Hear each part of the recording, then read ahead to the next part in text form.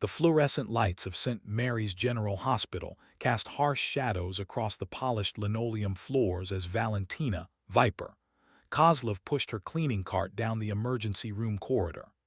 At 42, she moved with an economy of motion that spoke of military precision, though none of the bustling medical staff paid attention to the woman in blue scrubs who emptied their trash cans and mopped their floors. Her dark hair was pulled back in a simple ponytail, revealing the faint scar that ran from her left temple to her jawline, a souvenir from a crash landing in Afghanistan that had ended her career as an A-10 Thunderbolt pilot 8 years ago. The emergency room hummed with its usual chaos, monitors beeping, gurneys rolling, doctors shouting orders in medical jargon that might as well have been foreign languages to most people. But Valentina understood urgency. She understood the weight of split-second decisions and the sound of controlled panic. What she didn't understand was why 3 men in expensive suits had been loitering near the main entrance for the past hour, their eyes scanning the crowd with military precision. She paused at the water fountain, pretending to drink while observing their positioning through the reflection in the polished steel. One by the elevator bank, one near the information desk, one watching the emergency exit. Classic triangulation. Her pulse quickened, not with fear but with recognition. These weren't hospital administrators or insurance investigators. These were operators. The radio clipped to her belt crackled softly. "Maintenance to ER, we've got a situation in Trauma Bay 3.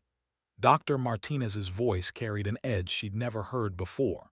Valentina had worked alongside the trauma team for 3 years, invisible in her role as night shift custodian, but she knew every voice, every inflection. Martinez was scared. As she approached Trauma Bay 3, wheeling her cart with deliberate casualness, she heard fragments of hurried conversation through the partially open door. "Can't move him yet. Internal bleeding. They're asking questions about his identity." The patient on the gurney was unconscious, but even through the medical equipment, she could see the telltale build of special operations, lean, scarred, with that particular alertness that never fully disappeared even under sedation. The suited men were moving now, walking with purpose toward the trauma bays. Valentina's hand instinctively went to the small of her back, where muscle memory expected to find a sidearm that hadn't been there for 8 years. Instead, her fingers found the handle of her industrial spray bottle, filled with ammonia-based cleaner that could blind a man for precious seconds. She thought of her daughter Mila, asleep in their small apartment 12 blocks away, probably dreaming of her upcoming piano recital. She thought of the promise she'd made to leave the violence behind, to build a quiet life scrubbing floors and staying invisible. But as the suited men reached for concealed weapons beneath their jackets, Valentina realized that sometimes the past doesn't stay buried. Sometimes it kicks down the door of your new life and forces you to remember exactly who you used to be.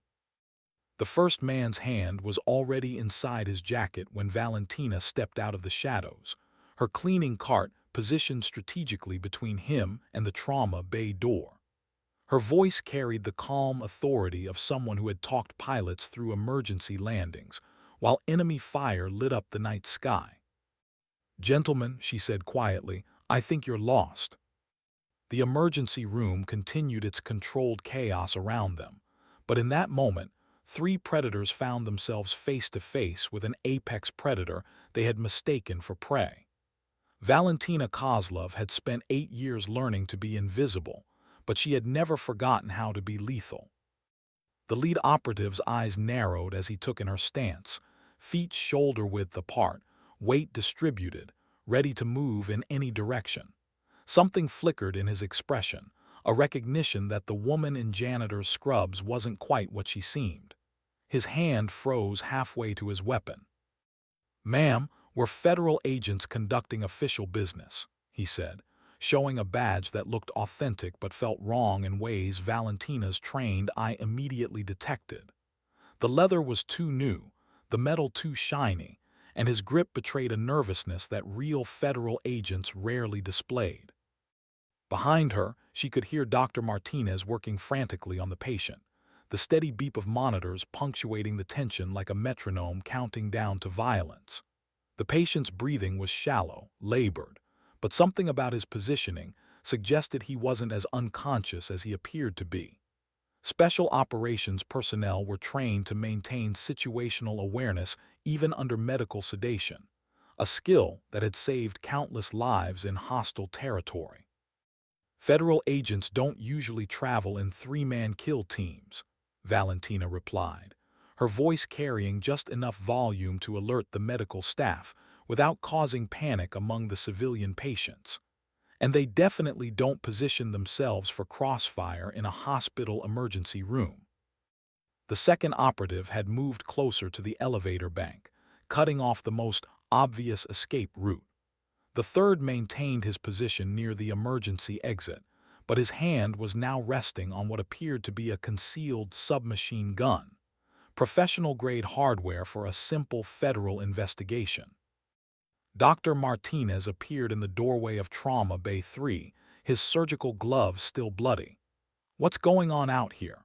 My patient needs immediate." He stopped mid-sentence as he registered the tension in the air, the way the three suited men had positioned themselves, the coiled readiness in the janitor's posture.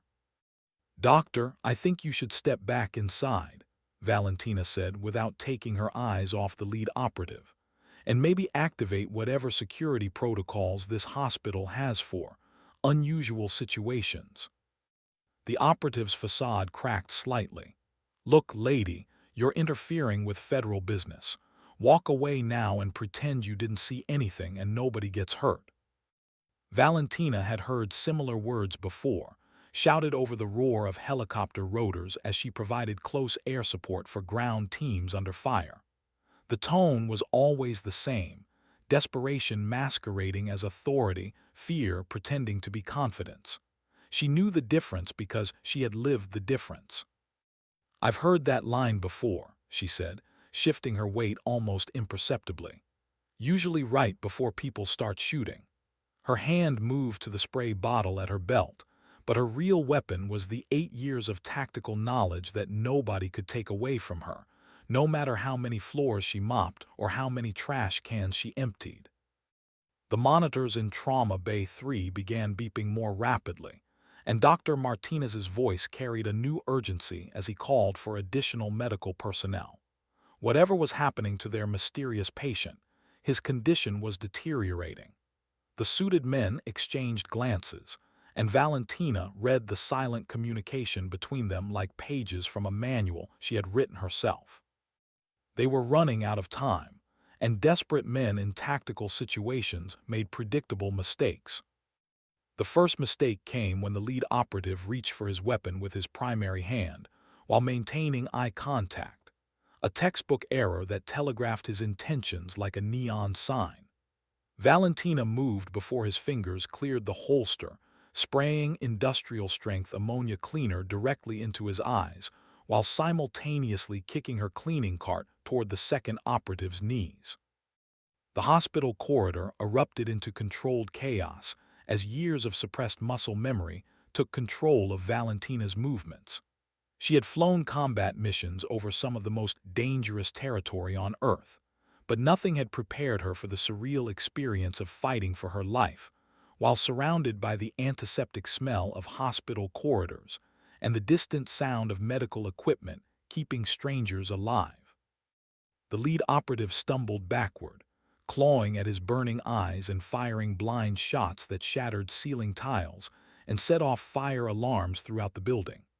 Valentina used the cart as cover while she assessed the positioning of his partners, her tactical mind automatically calculating angles of fire, cover positions, and escape routes with the cold precision that had once made her one of the most feared close air support pilots in the Air Force. Dr. Martinez had the good sense to duck back into Trauma Bay 3 and lock the door, but Valentina could hear him on the phone with hospital security, his voice tight with controlled panic. The patient's monitors were still beeping rapidly, suggesting that either his condition was genuinely critical or he was fighting against sedation to maintain consciousness during the firefight.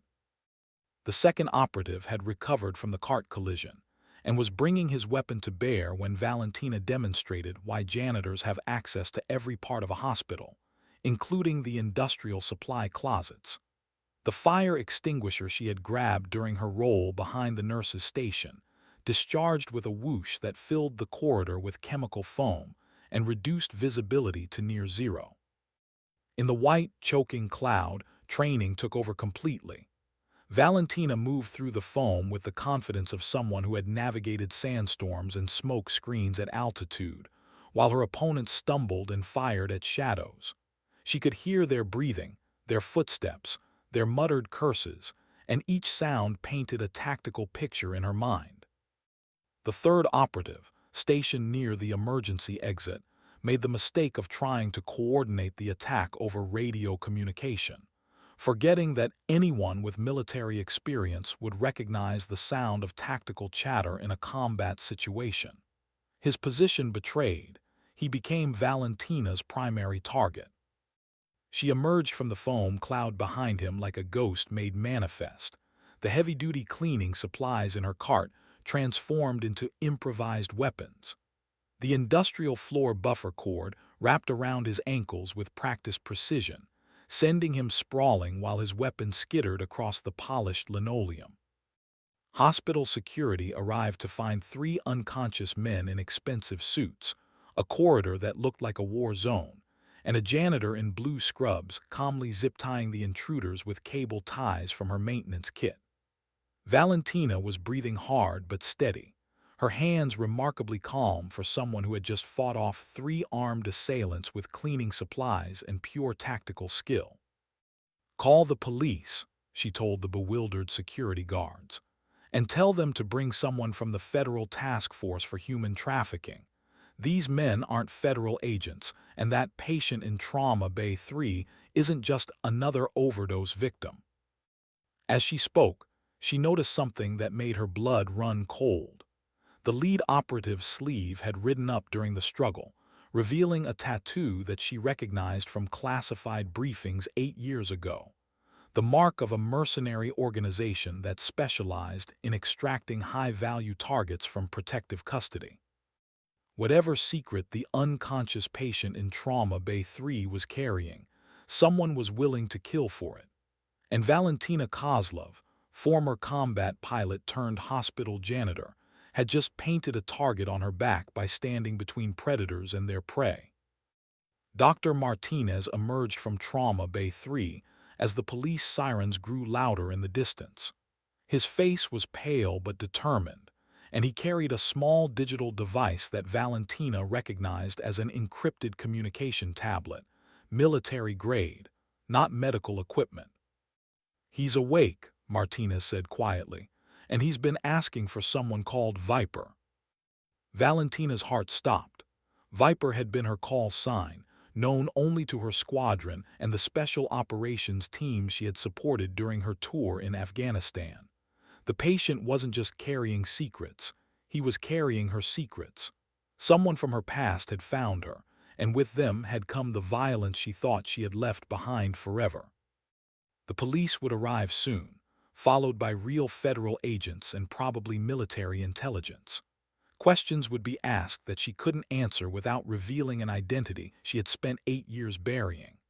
Her daughter Mila would wake up tomorrow in a world where her mother was no longer a simple hospital janitor, but a combat veteran with classified knowledge that powerful people would kill to protect or exploit.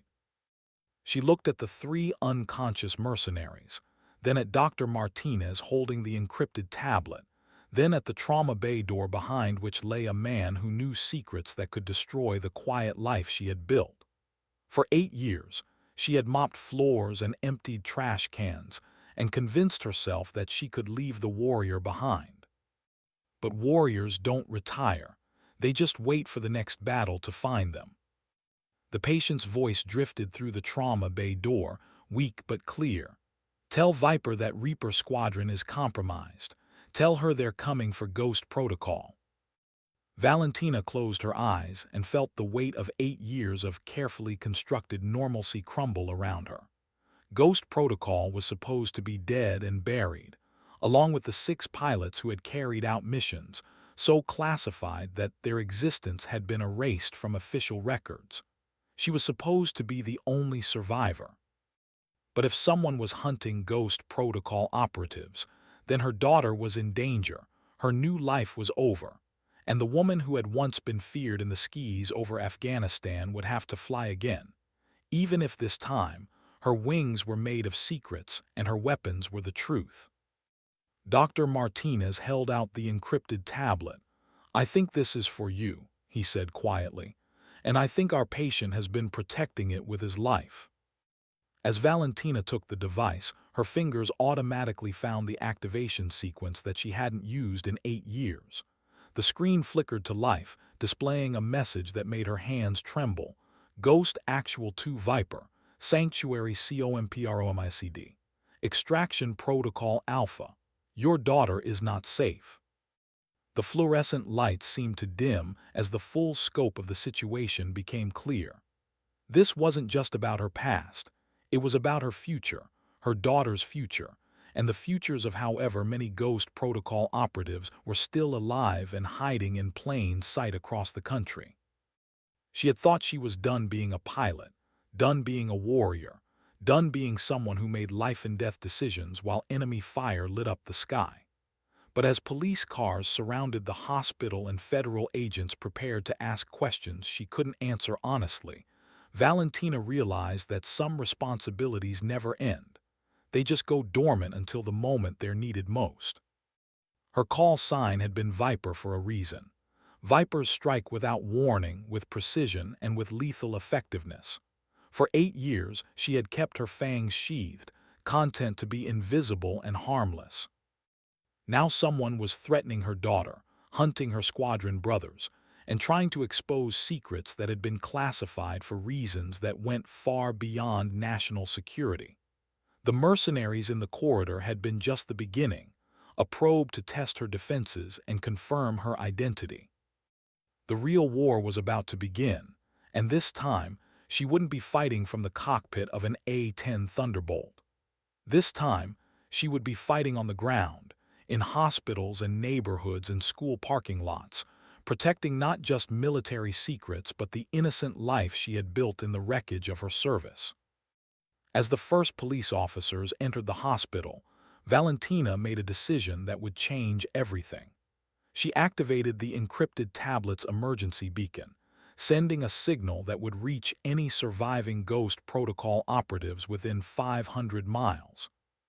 The message was simple: Viper is active, sanctuary compromised, rally to Ghost Actual.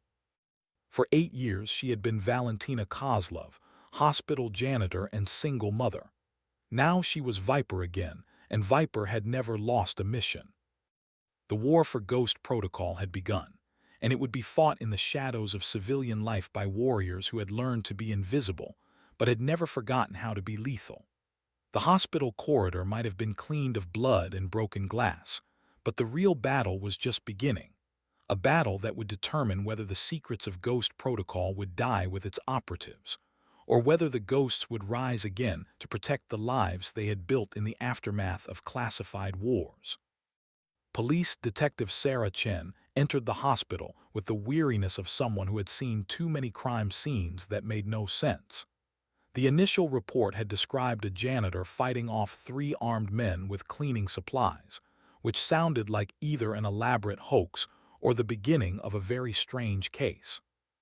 What she found instead was a corridor that looked like a battlefield, 3 unconscious suspects with military-grade weapons and fake federal credentials, and a hospital janitor who stood with the relaxed alertness of someone accustomed to violence.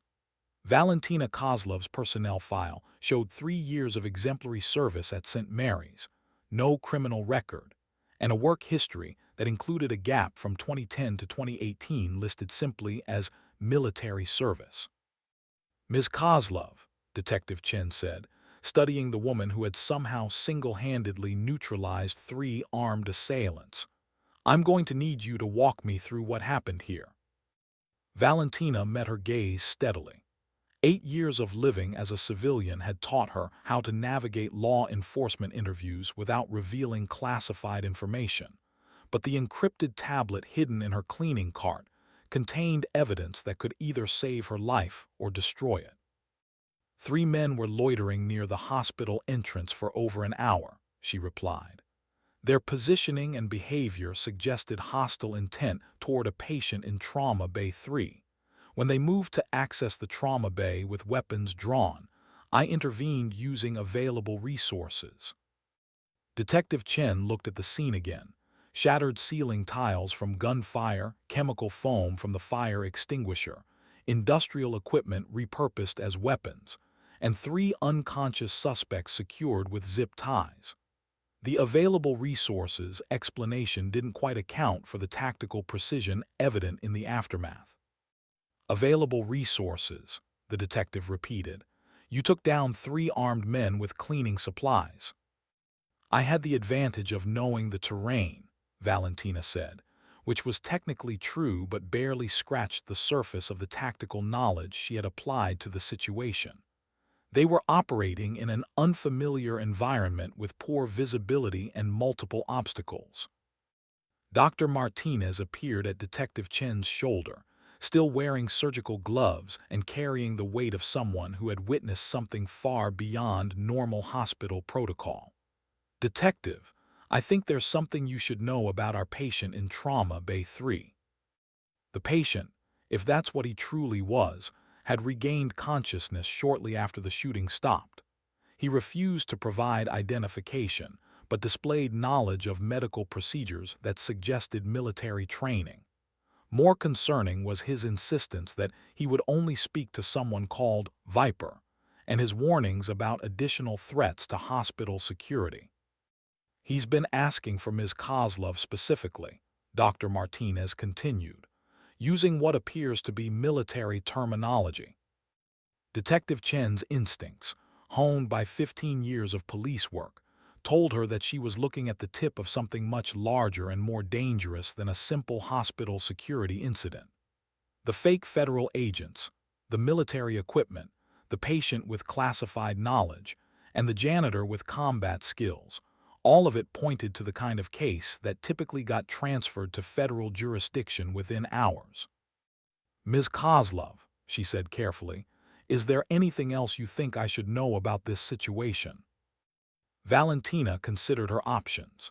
The detective seemed competent and trustworthy, but revealing the existence of Ghost Protocol would put Chen in danger and potentially compromise operational security for any surviving squadron members. On the other hand, local law enforcement would need some explanation for the events of the evening. Detective, I believe these men were hired to either extract or eliminate the patient in Trauma Bay 3, she said. The patient appears to have classified knowledge that someone considers valuable enough to kill for.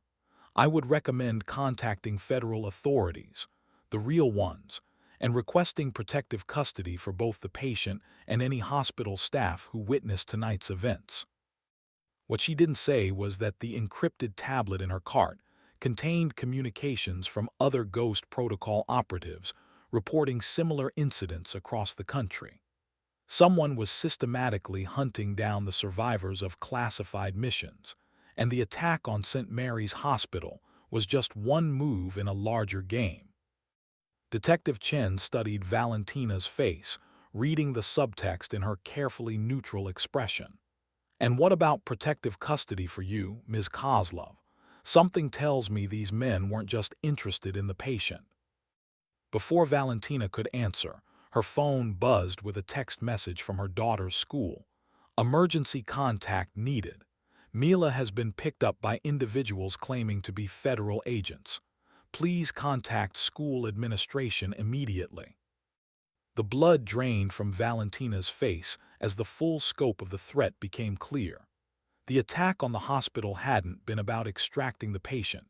It had been about confirming her identity and location. While she was fighting off mercenaries in the hospital corridor, another team had been moving against her daughter. Detective Chen saw the change in her expression immediately. What is it? They have my daughter, Valentina said, her voice carrying the controlled fury of a mother whose child has been threatened. This was never about the patient. This was about me. The encrypted tablet in her cleaning cart chimed softly with an incoming priority message. Ghost Actual's voice was barely recognizable through the digital distortion, but his words were crystal clear. Viper, they have assets in place at 7 locations across the continental United States. Your daughter is bait. Do not engage alone. Rally Point Alpha is active. Detective Chen watched as the hospital janitor transformed before her eyes into something else entirely. Something harder, more dangerous, and utterly focused on a mission that went far beyond local law enforcement jurisdiction. "Ms. Kozlov," she said quietly, "I think we need to make some phone calls, and I think you need to tell me who you really are." Valentina looked at the detective, then at Dr. Martinez, then at the 3 unconscious mercenaries who had underestimated a woman with a mop and a bucket. For 8 years, she had successfully hidden in plain sight, building a life that had nothing to do with classified missions or tactical operations. But they had taken her daughter, and that changed everything. "Detective Chen," she said, her voice carrying the authority of someone accustomed to command decisions under fire. "My name is Major Valentina Kozlov, United States Air Force, retired. My call sign was Viper. And if you want to help me get my daughter back alive, you're going to need to trust me when I tell you that this case is about to become much more complicated than anything in your experience." The hospital corridor fell silent except for the distant sound of medical equipment and the approaching sirens of additional emergency vehicles. 3 lives had just collided: a detective looking for truth, a doctor trying to save lives, and a warrior forced out of retirement by threats to her child. What happened next would determine whether Ghost Protocol died with its secrets, or whether the ghosts would rise again to protect the innocent lives they had sworn to defend. Rally Point Alpha was a 24-hour diner called Murphy's, located at a truck stop 40 miles outside the city. Valentina hadn't seen the inside of Murphy's in 8 years, but as she pulled into the parking lot in Detective Chen's unmarked police car, muscle memory guided her to the booth in the back corner where Ghost Protocol operatives had once planned missions that officially never happened. Detective Chen had insisted on accompanying her, despite warnings that federal authorities would likely classify her as a security risk for knowing too much about classified operations. Dr. Martinez had remained at the hospital to manage the patient and coordinate with the federal agents who were already asking uncomfortable questions about the evening's events. The diner looked exactly as Valentina remembered: neon signs advertising coffee and pie, truckers reading newspapers at the counter, and a general atmosphere of people passing through rather than staying. It was the perfect place for conversations that needed to remain invisible. 3 people were waiting in the back booth, and Valentina recognized them instantly despite the years and the civilian clothes they now wore. Captain Marcus, Reaper, Washington looked older and carried himself with the careful movements of someone managing chronic pain, probably from the helicopter crash that had officially ended his career. Lieutenant Colonel Sarah, Phoenix, Anderson wore the tailored suit of a corporate executive, but her eyes still carried the tactical awareness of someone who had flown reconnaissance missions over hostile territory. And Chief Master Sergeant David Ghost Miller looked like a suburban dad, complete with wedding ring and photos of children in his wallet, but his hands remained steady, and his positioning in the booth suggested he was armed and ready. "Viper," Ghost said quietly as she approached, "it's been too long." Detective Chen hung back near the entrance, giving them privacy while maintaining visual contact with the parking lot.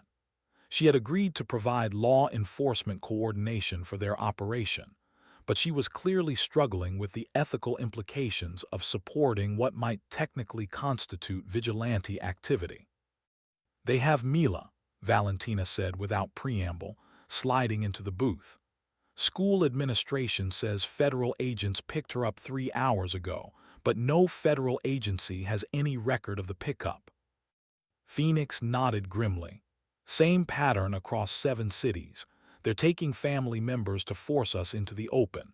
My ex-husband disappeared from his office in Denver. Reaper's sister was grabbed from her apartment in Houston. Ghost's kids were picked up from soccer practice in Minneapolis. Who's they? Valentina asked, though she suspected she already knew the answer. Ghost activated a tablet that displayed photographs and intelligence files. Blackwater International, the private military corporation that handled our extraction after the Ghost Protocol missions went sideways. Officially, they were disbanded in 2019. Unofficially, they've been operating as a cutout for foreign intelligence services. The photographs showed familiar faces, mercenaries who had worked alongside Ghost Protocol during classified operations in Afghanistan, Syria, and other locations that didn't appear on any official mission records. Men who knew the squadron's capabilities, tactics, and most importantly, the secrets they had been ordered to keep.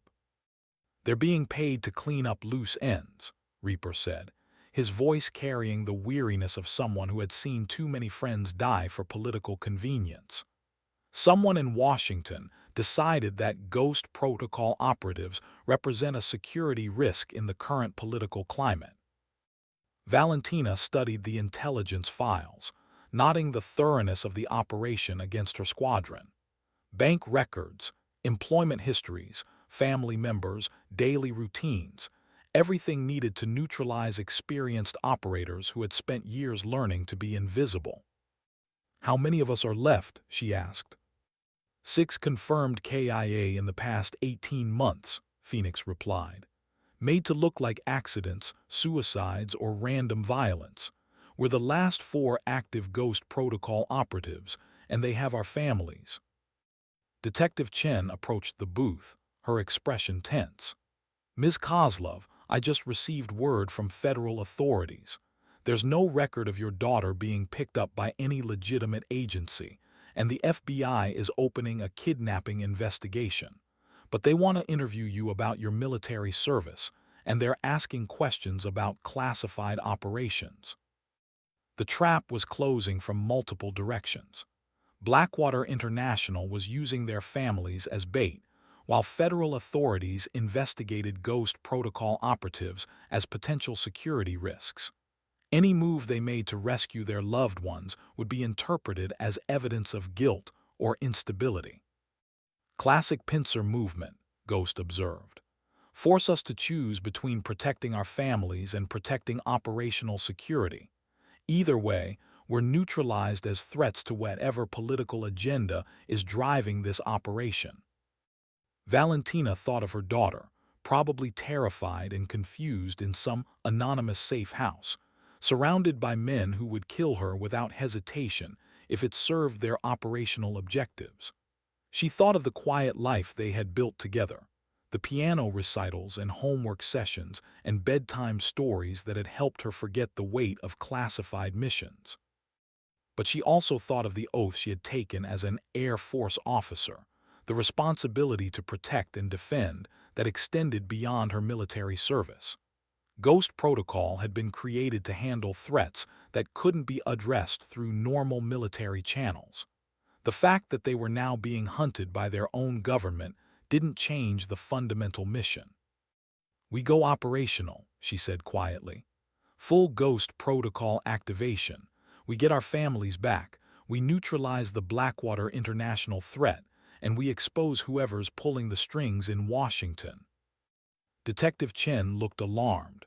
"Ms. Kozlov, what you're describing sounds like domestic terrorism. I can't be part of anything that puts civilians at risk." "Detective," Phoenix said, her voice carrying the patient authority of someone who had briefed congressional committees on classified operations, "the civilians are already at risk.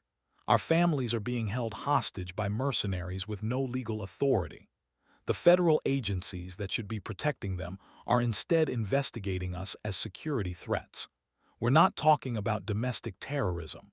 We're talking about a rescue operation using skills we developed in service to this country." Ghost activated another screen on his tablet, displaying real-time intelligence on Blackwater International facilities across the United States.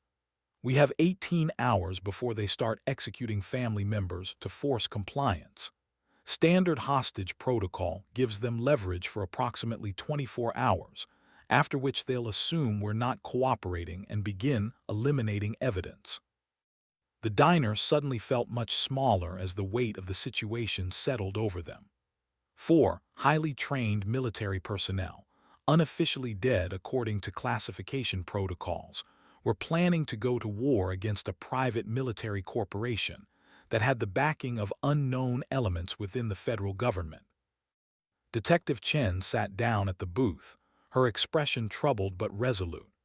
If I help you with this, I need guarantees that you'll do everything possible to minimize civilian casualties and coordinate with legitimate law enforcement when possible. You have our word, Valentina said. We're not interested in revenge or political statements. We just want our families back alive. But even as she spoke, she knew that getting their families back was just the beginning. Someone had decided that Ghost Protocol operatives were expendable, and that decision threatened not just their lives, but the lives of anyone who knew their secrets. The war for Ghost Protocol would be fought on American soil, in the shadows between legitimate authority and classified necessity. As they began planning the rescue operation, using skills honed in foreign wars to navigate a domestic battlefield, Valentina realized that she had been naive to think she could leave the warrior behind. Some battles followed you home, and some enemies waited years to strike. But Ghost Protocol had been created to handle impossible missions with limited resources and no official support. They had survived classified wars, and now they would survive the classified peace that threatened to destroy everything they had built in the aftermath of their service. The ghosts were rising again, and this time they were fighting for the right to exist in the country they had served. The first target was a Blackwater International safe house located in an industrial district 40 minutes from the city. Intelligence suggested that family members were being held at 3 separate locations to prevent a coordinated rescue attempt, but ghost sources indicated that Mila was being held at the primary facility along with 2 other hostages. Detective Chen had provided police radio frequencies and patrol schedules to help them avoid law enforcement complications, but she had also made it clear that she couldn't actively participate in the assault without violating her oath as a police officer. She would coordinate with federal authorities and provide intelligence support, but the actual rescue would be entirely off the books. Valentina checked her equipment one final time as they prepared to move. 8 years of civilian life hadn't diminished her tactical skills, but she was acutely aware that she was no longer the pilot who had provided close air support from the safety of an armored cockpit. This mission would be conducted on foot, with improvised weapons and no backup support. Radio check, Ghost said quietly into their improvised communication system. Viper, Phoenix, Reaper, sound off. Viper, 5 by 5, Valentina replied, the familiar call signs bringing back memories of missions where split-second communication had meant the difference between success and disaster. Phoenix, solid copy. Reaper, good to go. The safe house was a converted warehouse surrounded by chain-link fencing and surveillance cameras. Standard commercial security, but the thermal imaging equipment Ghost had acquired suggested at least 6 hostiles inside, plus 3 hostages in what appeared to be a secured area on the second floor. Same rules of engagement as always, Ghost said as they approached the perimeter. Minimal force necessary to accomplish the mission. These mercenaries are probably just following orders from someone higher up the chain. But Valentina's rules of engagement had changed the moment someone threatened her daughter. She would show restraint where possible, but anyone who stood between her and Mila was accepting the consequences of that choice. The assault began with Phoenix disabling the surveillance system, using techniques learned during reconnaissance missions in Syria. Electromagnetic pulse devices designed for disabling enemy communications worked just as effectively against commercial security equipment. Reaper took point, his experience with close-quarters combat evident in the way he moved through the warehouse's ground floor. Despite the chronic pain from his old injuries, he still possessed the lethal efficiency that had made him one of the most feared special operations soldiers in Afghanistan. Valentina followed, providing overwatch and ready to engage any hostiles who threatened the mission's success. The warehouse was filled with shipping containers and industrial equipment that provided excellent cover, but also created numerous blind spots where enemies could be hiding. The first contact came when a Blackwater operative emerged from behind a forklift, assault rifle raised and ready to fire. Valentina moved without conscious thought, years of tactical training taking control as she neutralized the threat with a combination of hand-to-hand combat techniques and environmental weapons. In this case, a heavy-duty wrench from a maintenance cart. The operative went down without firing a shot, but his radio chattered with reports of intruders in the facility. The element of surprise was compromised, and the mission shifted from stealth to speed. Multiple contacts moving to second floor, Phoenix reported from her overwatch position. Hostiles are repositioning to defend the hostage location. Ghost's voice crackled over their improvised radio system. Viper, you and Reaper take the main stairwell. Phoenix and I will create a distraction on the south side. Watch for crossfire when you reach the second floor. The stairwell was a tactical nightmare, narrow, with limited cover and multiple angles of attack from above. But Valentina had flown close air support missions over some of the most dangerous territory on Earth, and she understood that sometimes the only way through a dangerous situation was straight ahead at maximum speed. She and Reaper moved up the stairs with the coordinated precision of operators who had trained together for years, each covering the other's blind spots while maintaining momentum toward their objective. The sound of gunfire from the south side of the building indicated that Ghost and Phoenix had successfully drawn enemy attention away from the main assault route. The second-floor hallway stretched ahead of them like a shooting gallery, with multiple doors and potential ambush points. But at the far end, behind a door marked with shipping labels that clearly didn't belong in a warehouse, were the hostages they had come to rescue. Thermal imaging shows 3 hostages in the secured room, Reaper reported quietly. 2 hostiles in defensive positions outside the door. Valentina's tactical mind automatically calculated angles of fire, cover positions, and the minimum force necessary to neutralize the threats without endangering the hostages. But her mother's heart simply saw 2 men standing between her and her daughter, and that emotional intensity sharpened her focus to a razor's edge. The engagement was over in seconds. Reaper provided suppressing fire while Valentina flanked the defensive positions, using her knowledge of the warehouse layout to approach from an unexpected angle. The Blackwater operatives were competent professionals, but they